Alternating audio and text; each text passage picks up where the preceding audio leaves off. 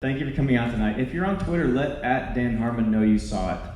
If you have any questions, please. Yes.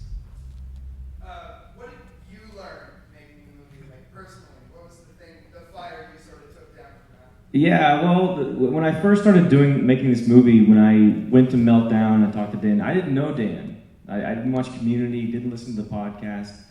And so I went there and I tried to figure out why those kids were in that room. And the idea of saying what's on your mind, saying your deepest, darkest secrets, talking about the things that you've said or done or feel, and not being ashamed of it, that really affected me a lot in my personal life. And that was a big part of why I kept going, because I do think there's something very valid and important about that idea. Because I know there's a lot of people who just feel and think things that they're too scared to talk about, and they feel ashamed of it, and so they hide themselves. And someone like Dan, who maybe takes it too far sometimes, he says and does things, and they say, okay, he's not bursting into flames. No one's carting him off to jail. I can do that too. And that maybe that's something that I wasn't. That's a behavior I didn't have before I started this movie, but I do. It has affected my relationships. It has affected how I communicate with people. Yeah. You seem to have a really incredible ability to seek out and find subjects for your films. I was wondering if you had a certain process of finding such incredibly interesting people to document. Well. First of all, it's incredible. Thank you for saying that. I'm kidding. It's a joke. So Dan and I met Wayne White, who you might be talking about.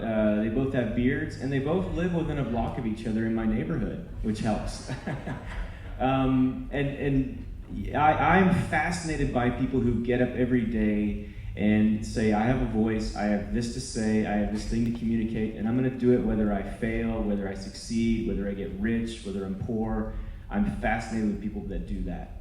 And Wayne White and Dan Harmon are that kind of person to no end. They get up every day, and consequences be damned, they're going to put their voice out there.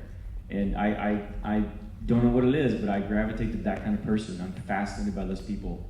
And I found Wayne, Dan found me, and I'm looking to find someone else that does that. But that's why that's why I love making these movies. Also, they've had an effect on people. The people that watch Community, it's not many people watched it, honestly. It's why I got canceled after 5 seasons. But the people that do love that show, and people that like Dan Harmon love Dan Harmon. So it's important to at least tell the world they existed and they had an impact. So, yeah.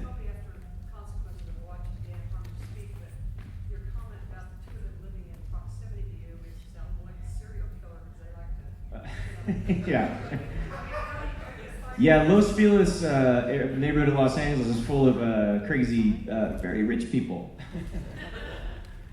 Did you have a question? Sorry. Actually, it was just like, so how do you expect the next one to come to you like that, or do you think you're going to have to work to see? No. I don't know what my next doc's going to be. I'd love to do something with Oklahoma, so if you know any nutso people in Oklahoma, call me. Religious and not so down? Yeah. Dan's obviously really honest. Did he do anything or say anything in the documentary that he insisted you not put in the final? No, absolutely nothing. So he came to me as a producer, and there's a lot of traps with that. That's usually not a good idea. But at no point did Dan ever say, don't ask that question, don't show this in the movie, that makes me look bad, take that out. Because he would watch cuts, and he would make suggestions. And the one time Dan did send me an email where he said, hey, this movie, because in the middle of the process, I kind of got lost and didn't know where I was going. He said, this isn't looking very good. What's going on?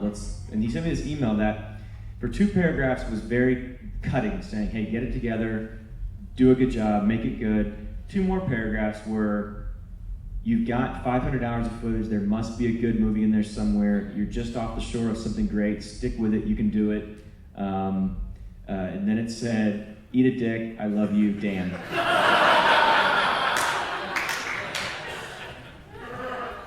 Yeah. Did you know how big a role Spencer would play? No, true story. This is the truth. Dan and I were sitting down talking about the movie, And I said, are you going to take Spencer on the road? And he said, Spencer had done 3 shows by then. And I said, I don't know. He said, I don't know. And I said, well, some friends of mine saw the show, and I've seen the show, and D&D to me is the most interesting part of the show. You please bring him. And Dan brought him. And then 3 days into the tour, I would send these emails every night, like updating the editors, because we would send footage back every night, FedEx. And I said, hey, expect more footage with this guy Spencer because he's going through something. Like I shot that scene in his parents' house in Moore Park. I went up there by myself one day and said, hey, what's going on with you, man? And I walked in and there's this 23-year-old guy living in his mom's house, and I was like, oh, okay, this is interesting. And then as I got to know him, I was like, something's going on with this guy. There's gonna be a lot more footage. And thank God he showed up. He became the backbone, because he does, in a way. I've met a lot of Armenians. I've met a lot of Harmontown and community fans, and he does, in some way, represent all of them, because he's that kind of guy who's different. And saying nerd's too easy. I don't like that word, but that kind of person. Spencer's really the epitome of that. So, yeah. What's next for this movie? We are finally in negotiations to put the movie out. So it should be out end of September, early October. In one form or another, the world's going to get to see it finally. But the next time it's going to be seen is Monday night in Los Angeles. It's in the LA Film Festival, playing at LACMA. Yeah. First thing, thank you so much for bringing Harmontown to OKC. You're welcome. I've been waiting for this movie for a long time. Second, on the podcast, they talk a lot about trying to find the structure, but you make it look super easy by finding the emotional structure, because it definitely, you take it on an emotional journey. How did you find that? Honestly, and there was a moment in the middle where I got really lost, and I talked to Dan about it. And it was Aaron McGathy who told Dan to tell me, focus on Spencer. And we made a cut that was completely devoted to Spencer.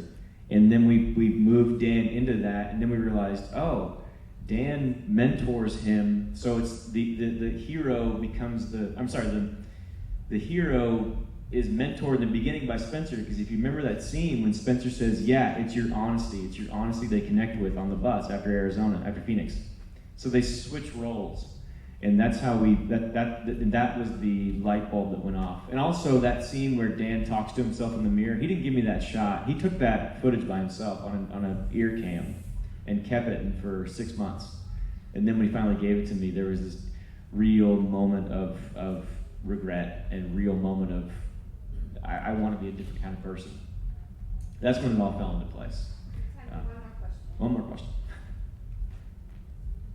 I've got one. All right. I was thinking about the part of that where he says that I went through therapist after therapist trying to find somebody who could take this away from me, take this nastiness kind of thing. I wonder if did it occur to you, or do you think this might be true? And in what way that when he came to you, when he approached you about doing the film, that was his psychotherapy, talking through his issues through a documentary? Yeah, I think, Dan doesn't like therapists. So I think he treats, he doesn't, I'll tell you that. I think he treats media, whether it's binary or whether it's on a movie screen or whether it's in a TV show that he makes, every piece of media he does is him saying, here are all my problems, let me get it out there. And, I've known him for a year and a half now, and I think he's mellowed out a lot. Something happened, like he's getting engaged to Erin. He's very happy, very content. When I first met him, he had this real edge to him. And it wasn't the movie. People always point to the movie, but a lot of things have happened in his life where he sort of realized, okay, I'm 40 years old. It's time to calm down, time to just be cool with yourself. So yeah, there's no therapy. There's no therapist that can help Dan, so he treats every form of media as his therapy. You're all his therapists, and he's on a couch. And if you see him, he'd be happy to talk to you about that. Buy him a drink. Thank you.